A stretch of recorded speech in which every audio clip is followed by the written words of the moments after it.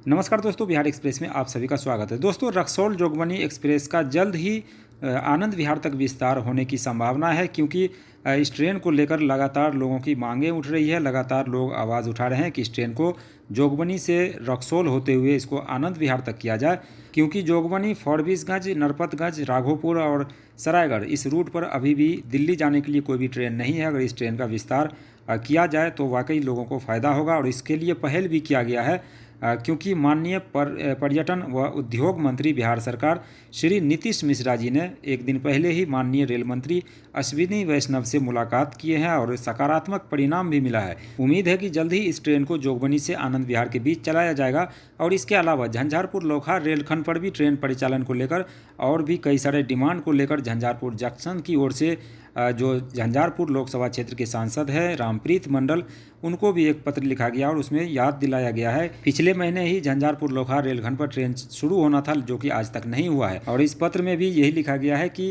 Raxaul Jogbani express का विस्तार आनंद विहार तक, इसके अलावा झंझारपुर लोखा रेलखंड पर अविलंब ट्रेन परिचालन शुरू करवाया जाए। जो ट्रेन लोखा से दरभंगा तक चले, इसके अलावा लोखा से पटना तक ट्रेन परिचालन भी शुरू करवाया जाए।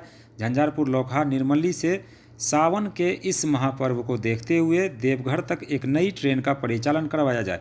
इसके अलावा दरभंगा से हावड़ा के बीच चल रहे गाड़ी नंबर 15, 235 और 36 का मार्ग बदलकर इसे झंझारपुर फॉरबिसगंज के रास्ते चलाया जाए, ताकि एक बड़ी आबादी को फ़ायदा हो। तो बार बार जो है ये इन रूटों पर ट्रेनों को लेकर लोग आवाज़ उठा रहे हैं, सांसद हो या फिर मंत्री हो, सभी को याद दिला रहे हैं। और सभी का प्रयास भी यही है कि इस रेलखंड पर अविलंब जो है ट्रेनों की संख्या बढ़ाई जाए, ट्रेनों का विस्तारीकरण किया जाए, नई ट्रेन चलाई जाए, क्योंकि एक बड़ी आबादी इस रूट से जो है वो बिलोंग करती है। तो कहीं ना कहीं लोगों को असुविधा हो रही है। और अभी के टाइम आपको तो पता ही है कि लोग ट्रेनों के सहारे ही लोग सफ़र करना चाहते हैं, क्योंकि पेट्रोल डीजल के दाम जो है वो आसमान छू रहे हैं।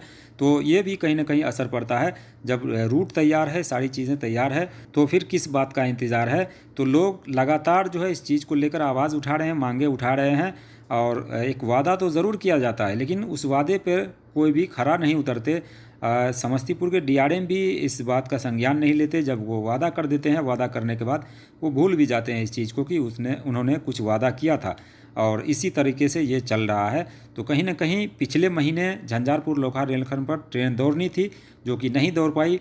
लेकिन अभी भी ट्रेन को जो है कम से कम इसका परिचालन जो है वो जल्द से जल्द शुरू करना चाहिए, ताकि लोगों का इंतज़ार ख़त्म हो, क्योंकि इंतज़ार काफ़ी लंबा हो चुका है।